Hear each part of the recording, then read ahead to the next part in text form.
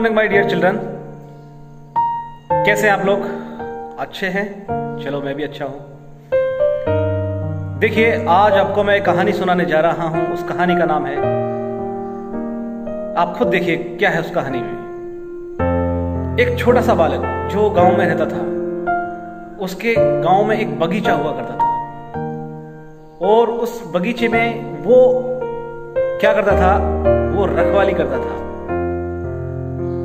उस बच्चे का जो नाम था वो था तन्ना मिस्र। तन्ना मिस्र। अब उसका नाम तन्ना क्यों पड़ा? उसका नाम तन्ना इसलिए पड़ा क्योंकि वो हमेशा उछल कूद करता रहता। तान आती थी उसको, किसी भी चीज को लेकर के वो तान, ऐसे तान में रहता था, इसलिए उसको तन्ना तन्ना तन्ना उसको कहते थे उसके मम्मी पापा। लेकिन वो निहायत ही बहुत ही गरीब लोग थे और उनके पापा गांव-गांव में जाकर के कुछ मिस्र थे तो वो पैसा कमाने के लिए जाते थे, गांव-गांव में भीख मांगते थे और जाकर के कुछ ऐसे मांग के लाते थे बेचारे। तो वो गरीब थे, लेकिन उनके खेती थी, उनका खुद का बगीचा था और उस बगीचे की रखवाली करता था तन्ना। पढ़ना तो उस जमाने की बहुत बड़ी बात है, क्योंकि पढ़ना तो बहुत दूर की बात हुआ करता था। लेकिन जब तन्ना अपने बगीचे में रखवाली करने जाता था तो वहां वो बहुत शैतानी करता था, बहुत उछल कूद करता था, अपने जो फसल थी थोड़ी बहुत उसको बचाता था। जो भी विभिन्न प्रकार के पंछी जो होते हैं वो आ जाते हैं और वो उसको नुकसान पहुंचाते फसल को, तो वो उसको बचाता था मेरे बच्चों। एक बार क्या हुआ कि वहां से एक साधु महात्मा थे, वो गुजरे। तो वो उनके साथ में बहुत सारी टोली थी अपने शिष्यों की। तो वो वहां से गुजर रहे थे तो अचानक झाड़ी में से जैसे पास से वो गुजरे तो उन्होंने जोर से एकदम दहाड़ा, शेर आ गया। तो सारे लोग डर के मारे ना भाग गए। कह रहे ये क्या हो गया, ये शेर कहां से आ गया? तो लेकिन उनके जो गुरु थे उन्होंने देखा कि ये शेर तो है, लेकिन अगर वो बाहर निकल के आता, लेकिन ये हो सकता शेर नहीं हो। और वो बालक जोर से शेर की आवाज निकाल रहा था। तो पीछे से जाकर के उनके गुरु ने कहा कि हाँ भाई खड़े हो जाओ, खड़े हो। तो वो हंसने लग गया कि ये बताओ आपने ये आवाज कैसे निकाली, दोबारा निकाल के बताओ। फिर उन्होंने जोर से शेर की आवाज निकाली। मुझे तो नहीं आती लेकिन वो बहुत अच्छी निकालते थे। एकदम गुरुजी मतलब आश्चर्यचकित हुए कि ये कैसे निकाल लेता है। तो उसने कहा कि बेटा तुम किस किस चीज की आवाज निकाल लेते हो? तो उन्होंने कहा मैं कोयल की आवाज निकालता हूँ, मैं जितने सारे तोते की आवाज निकालता हूँ, मैं हर जानवर की आवाज निकाल लेता हूँ। अब देखिए मेरे प्यारे बच्चों, उनके गुरु ने उसको पनिशमेंट नहीं किया और अपने शिष्यों को डांटा कि यार आपको पता नहीं है कि शेर की आवाज कैसी होती है, आपको पता नहीं है। तो मेरे प्यारे बच्चों क्या हुआ, वो उनको ले गए अपने घर पे। उनकी मम्मी के पास, पापा तो थे नहीं, उनकी मम्मी के पास ले गए और उन्होंने कहा था कि इस बच्चे को मुझे दे दीजिए क्योंकि मैं इस बच्चे को संगीत सिखाऊंगा। तो मेरे प्यारे बच्चों, उनकी माँ बेचारी सोची कि ये यहाँ तो कुछ कर नहीं पाएगा और ये महात्मा जी है, इनके साथ चला जाएगा। तो वो उनके साथ में वहां से अपने आ गया। आने के बाद वो चला गया अपने गुरुजी के धाम। तो अपने गुरुजी के, जहां गुरुजी अपने बच्चों को शिक्षा देते थे, वहां चला गया।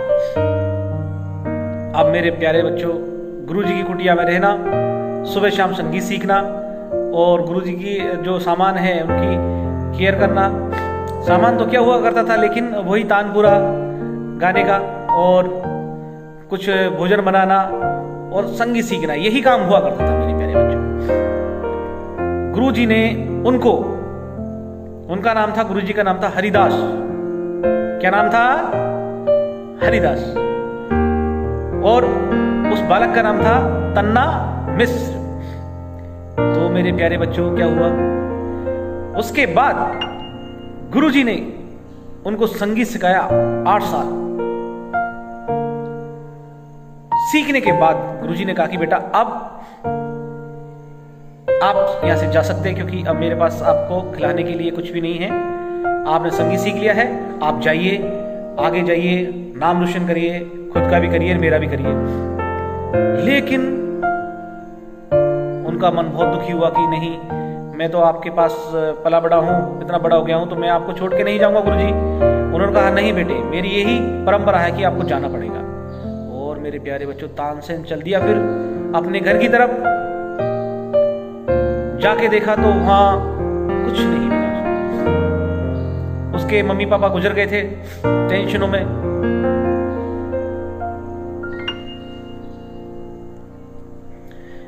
तो मेरे प्यारे बच्चों, तानसेन को बहुत दुख हुआ कि उनके पापा मम्मी चले गए, क्योंकि पापा बहुत टेंशन करते थे कि मेरा बेटा खो गया है, पता नहीं कोई साधु ले गया उसको। मेरे प्यारे बच्चों, वहां की जमीन बेचने के बाद, अपने बाग बगीचे बेचने के बाद, फिर वो पास में ही एक सेठ हुआ करते थे, उन्होंने तानसेन को किसी एक जो रियासत होती है राजाओं की छोटी, उसमें वहां उनको भेजा कि आप बहुत अच्छा गाते हो, तो आप वहां उनको सिखाओ। उन्होंने वहां की जो रानी है, उन्होंने उसको संगीत के लिए रख लिया कि आप हमें संगीत सिखाना।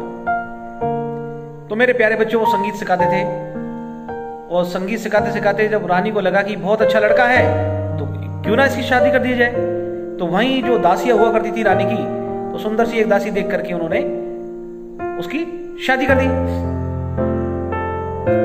मेरे प्यारे बच्चों, उसके बाद शादी करके फिर वो अपने गुरुजी के पास में आए। गुरुजी देखो, मैंने शादी कर ली है और मैं वहां अभी सिखाता हूँ, और मैं ये कुछ रकम लेके आया हूँ जो आपके लिए है, क्योंकि आपने मेरा जीवन संवारा है, आपने मुझे इतना कुछ दिया है, मैंने जो कमाई की है गाने से, वो आप गुरु दक्षिणा में लीजिए। गुरुजी ने कहा बेटा ऐसा है, अब आपकी हो चुकी है शादी, और आप जाइए और अपने घर पे रहिए या कहीं भी जाइए, मुझे पैसे की जरूरत नहीं है, मैं महात्मा आदमी हूं, मुझे पैसे की क्या जरूरत। मेरे प्यारे बच्चों, उसके बाद वो बहुत दुखी हुआ, फिर चल दिया, फिर अपने वहां चला गया जहां वो अपना राज दरबार में गाना करता था। तो मेरे प्यारे बच्चों, उनको बाद में क्या हुआ, रानी ने उन बच्चों को दे दिया। रानी ने तानसेन को गिफ्ट कर दिया। जो तन्ना मिश्र था, बड़ा होकर के उसको तानसेन तानसेन बोलने लग गए थे, क्योंकि वो ताने बहुत लेते थे, उनके गाने में तान बहुत आती थी, इसलिए उनको तानसेन कहा जाता था। रानी ने तानसेन को गिफ्ट कर दिया बादशाह अकबर को, कि बादशाह अकबर जी, मैं आपके लिए एक भेंट लेके आई हूं, आप सुनिए मेरा एक छोटी सी एक भेंट। जैसे ही बादशाह अकबर ने उनका गाना सुना, मेरे प्यारे बच्चों, वो उनके मुरीद हो गए, और उन्होंने कहा कि ये मेरे 9 रत्नों में शामिल होंगे।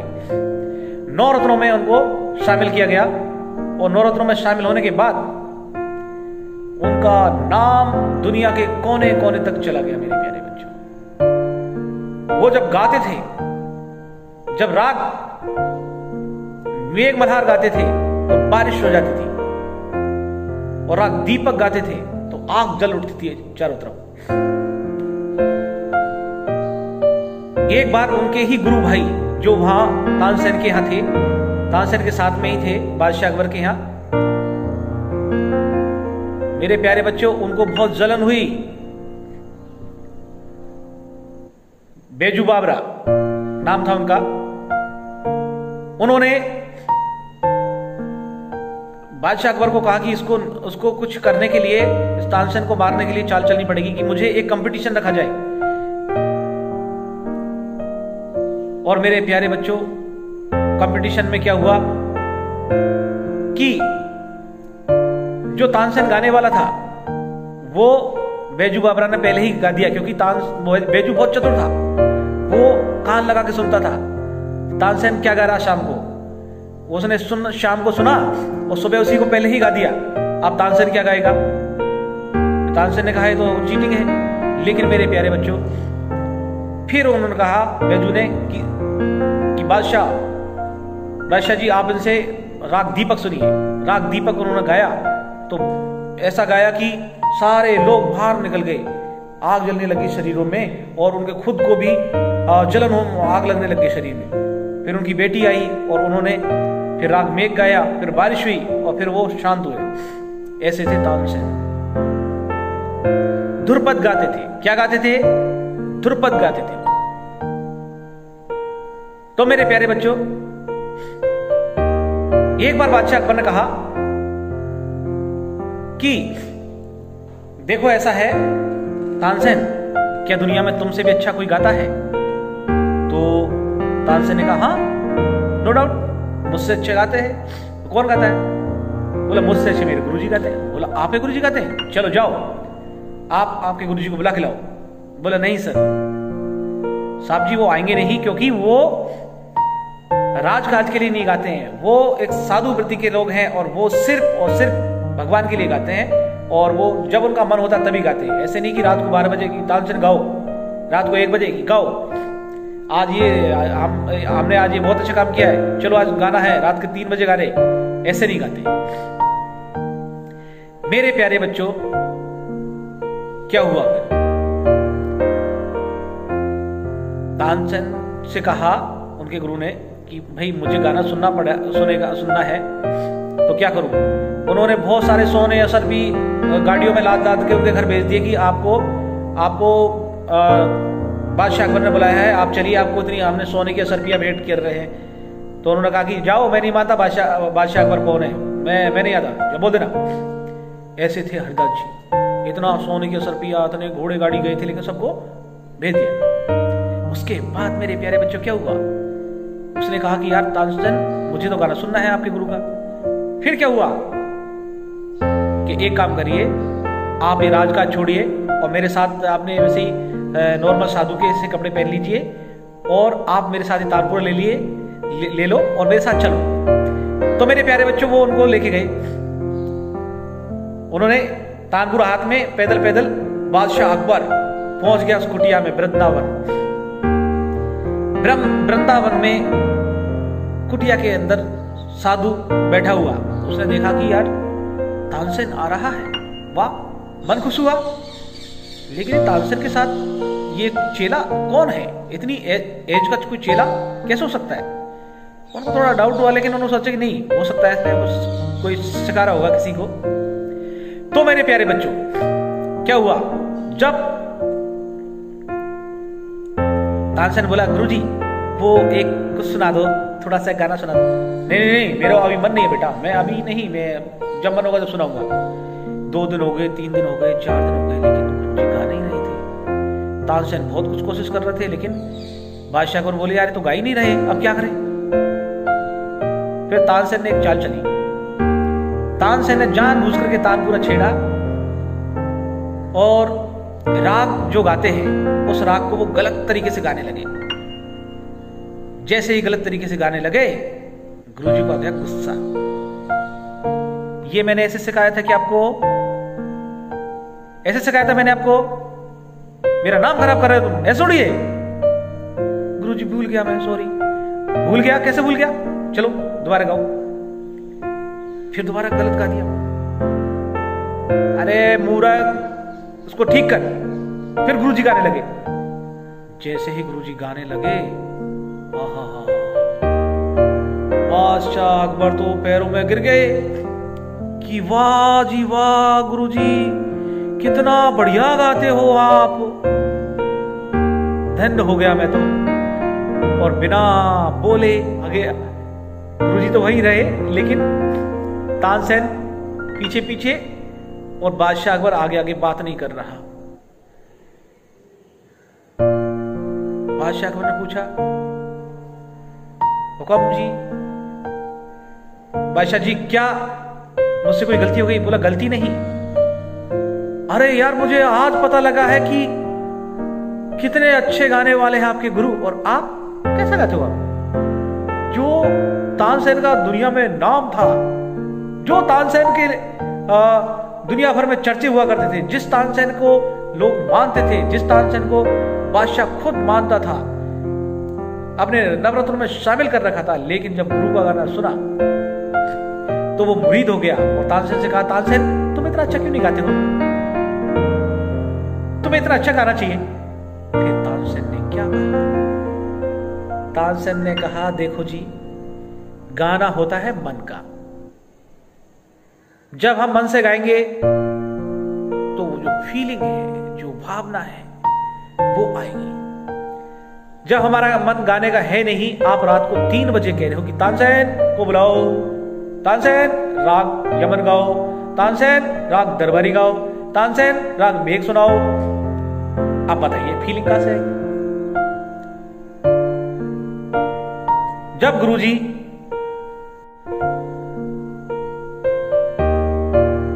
जब गुरुजी गाते हैं तो वो उनका मन होता है अंदर से, वो गाते हैं किसी लोभ के लिए नहीं, किसी प्रलोभन के लिए नहीं, वो सिर्फ गाते हैं अपने मन से भगवान के लिए समर्पित करते हैं अपना गाना।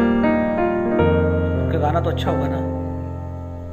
आपने गाने को दरबारी बना दिया है, दरबार में आपने गाने के योग कर दिया है, गाना ठीक कैसे होगा? तो बादशाह अकबर को बहुत अफसोस हुआ कि नहीं तानसेन, अब जब तुम्हारा मन हो तभी मुझे गाना सुनाना। तो मेरे प्यारे बच्चों, इस कहानी से हमें क्या सीख मिलती है कि जब आपका मन होगा तब आप अच्छा काम कर पाएंगे। और दुनिया में हर व्यक्ति उसी चीज में आनंद उठाता है जिसमें उसका मन होता है। तो आप अपना मन बनाइए, संगीत सीखने के लिए अपना मानस चेंज करिए। ऐसे नहीं कि मैं आपको संगीत सिखाता रहूं, आप उसको ऐसे ही लिख करके पटक देंगे तो फिर आपको संगीत आने वाला नहीं है। समझ रहे हैं ना आप लोग? समझ गए ना? इसलिए आपको अपनी कॉपी बनाइए, कॉपी बनाओ, उसमें आप इस कहानी को लिखिए। अगर आपको लिखना नहीं आता कोई बात नहीं, आप इसको अपने घर में सुनाइए। देखिए, अब इसमें 4-5 क्वेश्चन बनते हैं। तानसेन का बचपन का नाम क्या था? तानसेन का बचपन का नाम था तन्ना मिश्र। तानसेन के गुरु का क्या नाम था? तानसेन के गुरु का नाम था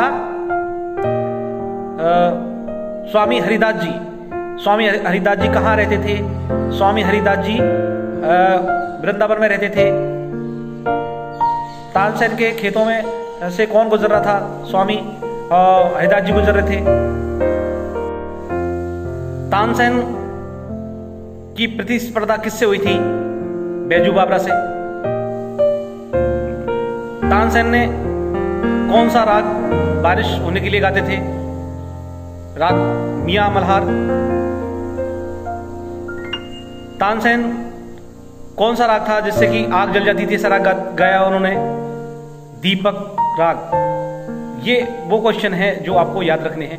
और मेरे प्यारे बच्चों, ये वो क्वेश्चन है जो आपको अभी नहीं, ये आपके लाइफ में ये क्वेश्चन आपको बहुत बड़ी सफलता दिला सकते हैं। आप चाहे डॉक्टर बने, चाहे साइंटिस्ट बने, चाहे कोई भी चीज बने, लेकिन तानसेन का क्वेश्चन कहीं से भी पूछा जा सकता है।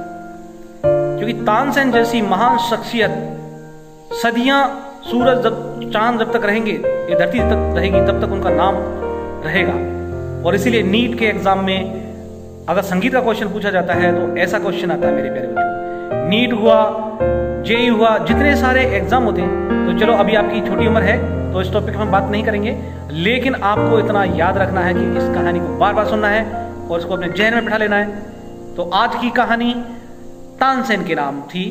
तो प्यारे बच्चों, आपको कैसी लगी मेरी कहानी? है? चलो, अच्छी बात है। कहानी के माध्यम से हमें संगीत सीखने को मिल रहा है, तो और हमें इसका इतिहास संगीत का जानने का मौका मिल रहा है। और संगीत की जो बारीक चीजें हैं जो हमें सुनने को मिल रही है, ये बहुत बड़ी बात है, छोटी बात नहीं है बच्चों। है okay, thank you very much, thank you.